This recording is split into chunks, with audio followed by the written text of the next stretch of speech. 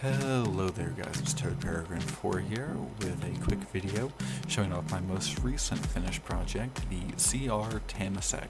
CR is in Cargo Rover. So let's go ahead and jump right in. So first off, this has inventory space for up to 2 large cargo containers.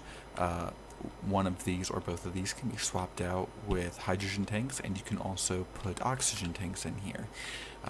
In this front spot, if you put an oxygen tank, you will have to modify the conveyor system a little bit to house it, but the regular cargo containers or hydrogen, you should be fine. Or if you put the oxygen back here in the second position. This thing does have seating on the back for any crew, so if you're going on a mining mission, they can sit on the back here with their tools ready to go to help you mine. This thing is outfitted with antennas, beacons, ore detector, everything you need to do any reconnaissance for ores or recover anything.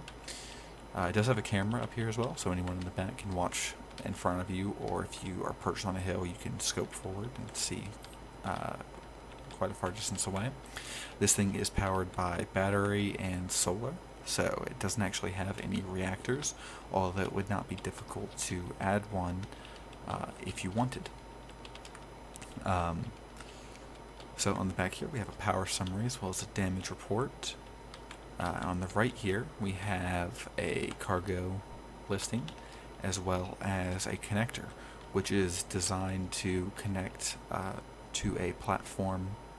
If you park this on a platform and you have a connector on a piston 2 blocks high, you can extend that to connect directly up to this, which is really convenient, as that makes it very easy to actually connect it up to your larger base, which is very important for transferring items or cargo from one base to another. You do have a gattling turret to help protect you from both cyberhounds and spiders, which you can also control independently. And as you may notice, a large part of this is made out of heavy armor blocks, intended to protect this from random bumps on the terrain. So let's go ahead and jump right in and start driving this thing around. So the first thing you may notice is that this is only front wheel drive, or only front wheel steering, and rear wheel drive by default. You can turn on 4-wheel drive by hitting 9 on the toolbar. So if you're in a tougher position, then you just hit 9 and activate that. I did discover through testing that front wheel steering did make it more stable, made it much less likely to flip, and having your steering wheels also provide propulsion can lead to what is called torque steer, which is actually a real world concept, which I aim to remove from this design by separating out those two components entirely.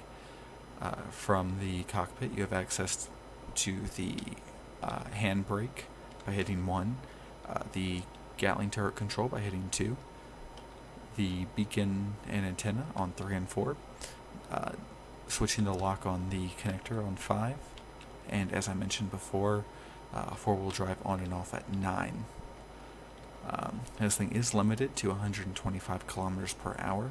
That is to make it more stable on rough terrain, because if you just remove that limit entirely, it's almost impossible to actually make it stable.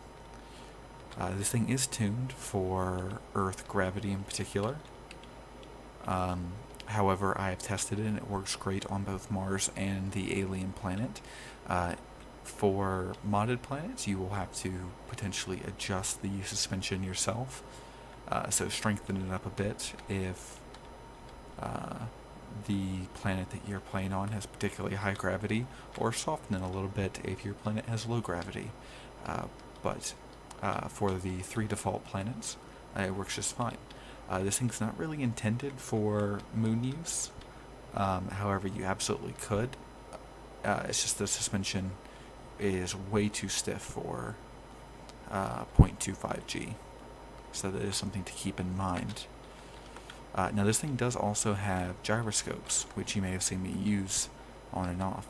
That's designed to make it so if you're stuck or if you are in the air, you can actually still orient yourself, which is definitely useful.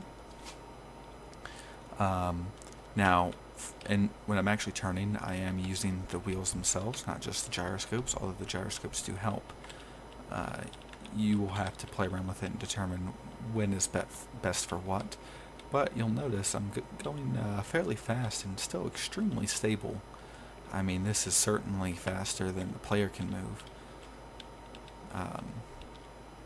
And you don't have to worry about the energy consumption required for flying through the air.